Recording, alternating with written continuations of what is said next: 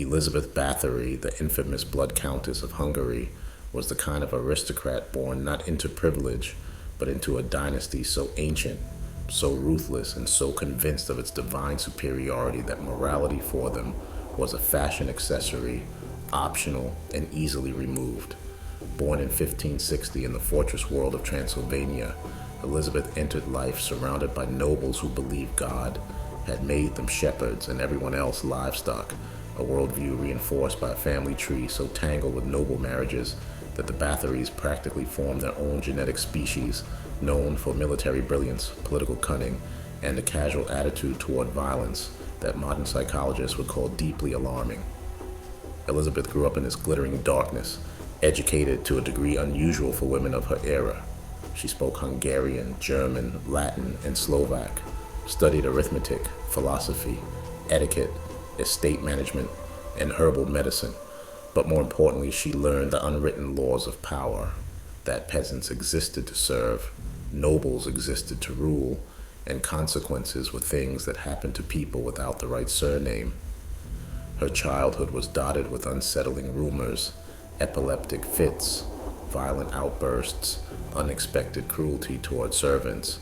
But in noble families, these traits did not raise eyebrows. They were practically expected. The Bathory clan was not known for softness.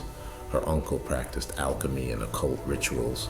Her aunt was rumored to be a witch who taught Elisabeth about potions, and her mother's relatives famously solved disagreements through poisonings so frequent they were practically family tradition. At 15, Elisabeth was married off to Count Ferenc Nadasdy, a man known across Hungary as the Black Knight, a warlord whose battlefield reputation was built on terrifying Ottoman soldiers and decorating fort walls with impaled enemies. Yet despite his brutality, he adored Elisabeth, who arrived at his castle with a dowry of land, power, and icy charisma. Their marriage was a partnership of cruelty and status. While Ferenc spent his life at war, allegedly sending Elisabeth love letters along with useful torture techniques, she managed the estates, which meant absolute authority over hundreds of servants, peasants, and minor nobles unlucky enough to cross her. When Ferenc died in 1604, Elisabeth, now in her mid-40s, became one of the richest women in Europe, owner of vast territories, castles, towns, and enough money to fund a private army. And with her husband gone, there was no one left to restrain her darker impulses, if they existed, or to protect her from political enemies, if the accusations were fabricated. What followed is the reason her name still chills history. Within her walls, according to dozens of testimonies, girls began to suffer, disappear, and die in numbers impossible to ignore. Servants whispered of beatings so severe bones snapped, needles driven under fingernails, slicing, burning, starvation, forced exposure to freezing weather, mutilation, and punishments so sadistic they sounded like inventions, until they appeared again and again in multiple testimonies. And then came the blood legend, the story that one day a servant girl displeased Elisabeth, and in her rage the Countess struck the girl so hard that blood splashed onto Elisabeth's skin. She saw her reflection and believed the blood made her look younger. From that moment, they said, she bathed in the blood of virgins to preserve her beauty. This detail, cinematic, gothic, unforgettable, appeared only decades later in 18th century writings, suspiciously synchronized with Europe's growing taste for horror fiction, which has led some historians to argue it was invented. But legends never grow in clean places. They grow where society's senses rot, and Cachtice Castle was rotting. For years, no one dared challenge Elisabeth. She was a Bathory, connected by blood to kings of Poland and princes of Transylvania. If peasants died, those deaths were invisible. If servants vanished, servants were replaceable. Death was simply the cost of noble temper. But Elisabeth made a fatal mistake. She began recruiting daughters of minor nobility to serve as educated companions, and these girls started disappearing too. Noble blood missing was not a tragedy. It was a political provocation. Complaints reached the Hungarian Palatine, Count György Thurzo, ironically a relative and supposed protector. Thurzo had every reason to target Elisabeth. He was loyal to the Habsburgs, who wanted more control over Hungarian nobles. Elisabeth controlled huge estates, significant wealth, and political influence inconvenient for a crown trying to centralize power. And removing her allowed Thurzo to absorb her lands, strengthen his political faction, and present himself as the kingdom's moral savior. In December 1610, Thurzo launched his infamous raid on Cachtice Castle. What his men claimed to find bordered on theatrical horror. Dying girls on the floor, one still bleeding from torture, bodies hidden in chambers, maimed servants too afraid to speak, and Elisabeth standing in the middle, allegedly shocked that anyone dared question her. Some accounts describe a scene so perfectly grotesque, it reads like propaganda.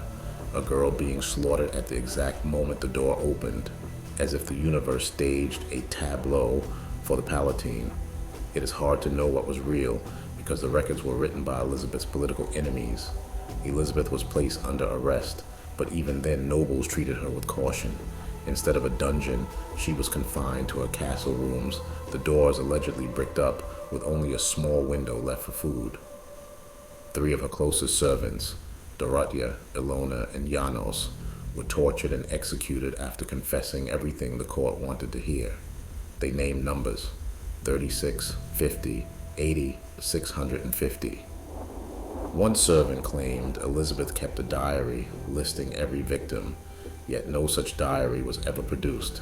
The testimonies contradicted each other wildly, as tortured confessions always do. Elisabeth herself was too high-born to stand trial. A public court would have dragged half the Hungarian nobility into scandal. So Thurzo, in a gesture of political mercy disguised as justice, declared her guilty without formal trial and locked her away forever.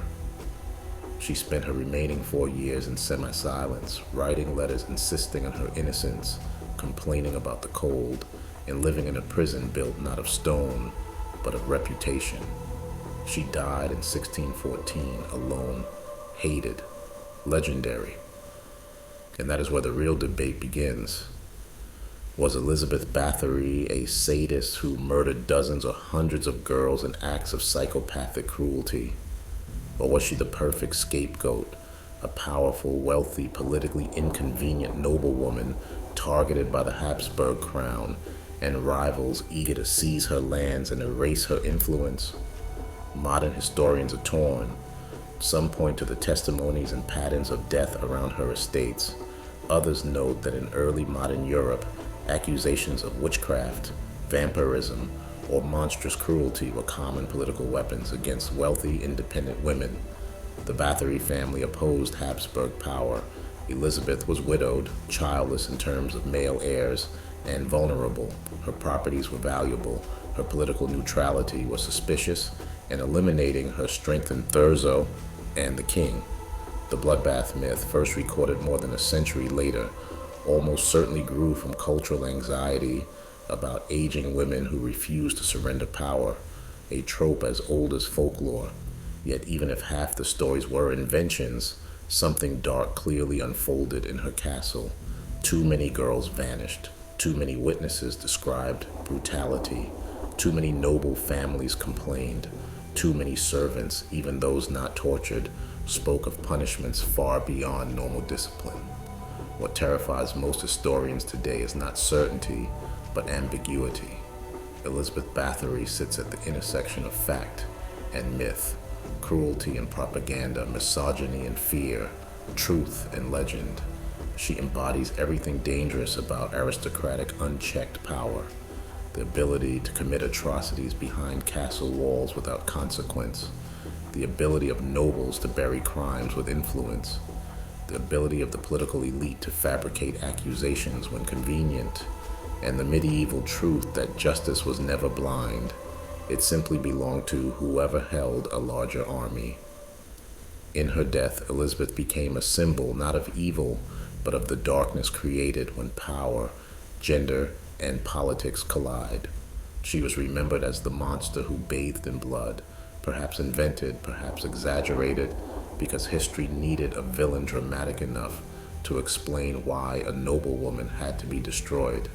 But the real horror lies deeper, in the system that allowed her rise, enabled her alleged crimes, weaponized her downfall, and ensured that whether Elisabeth Bathory was a murderer or a victim, she would be remembered forever as humanity's reflection in a cracked mirror, a reminder that monsters exist, but they are often built, not born.